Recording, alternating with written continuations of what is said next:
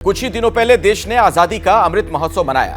आजादी के इस अमृत काल में कम से कम ये उम्मीद तो की जानी चाहिए कि सभी को बुनियादी सुविधाएं मिल सकें, लेकिन क्या ऐसा हो पा रहा है?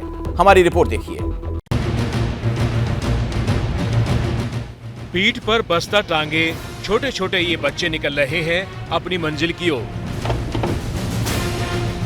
पहले घर से निकलकर कच्चे रास्ते से होते हुए गांव के तालाब तक पहुंचते हैं, फिर वहां एक नाव पर सवार होकर तालाब के उस पार पहुंचते हैं।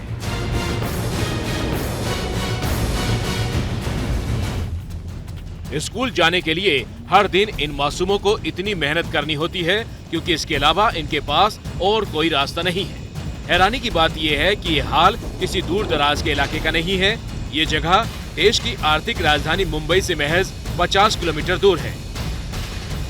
भिवंडी का ये गांव आदिवासी बहुल है।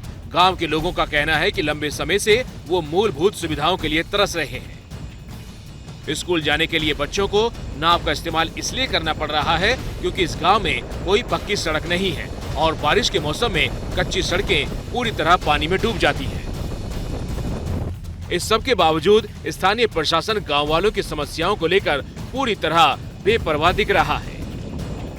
ऐसे में कांता ने खुद गांव के बच्चों को स्कूल तक पहुंचाने की जिम्मेदारी ली।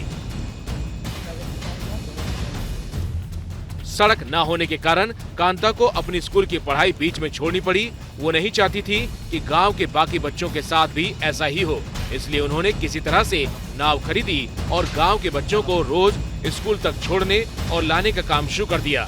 कांता इसके लिए किसी से कोई पैसे नहीं लेती है। दो तस्वीरें हैं। तस्वीरें पहली ये कि देश के सर्वोच्च पद पे जो आदिवासी मूल की महिला हैं वो विराजमान हैं, लेकिन दूसरी तरफ हम अगर देखें तो 50 किलोमीटर दूरी पे मुंबई से एक ऐसी तस्वीर देखने को मिलती है आदिवासी बस्ती की, जहां आज भी बच्चों को स्कूल जाने के लिए नाव का सहारा लेना पड़ता है। कैमरामैन जावेद के साथ कृष्णा ठाकुर, एबीपी न्यूज़ मुंबई। घंटी बजाओ में कल रात 10 बजे फिर आपसे मुलाकात होगी। क्या मजबूरी है मेरी, बताइए।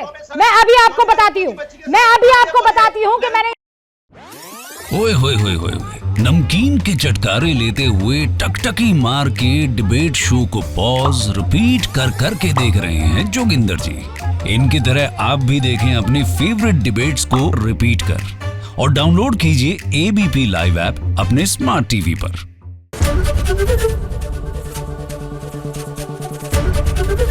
एबीपी न्यूज आपको रखे आगे।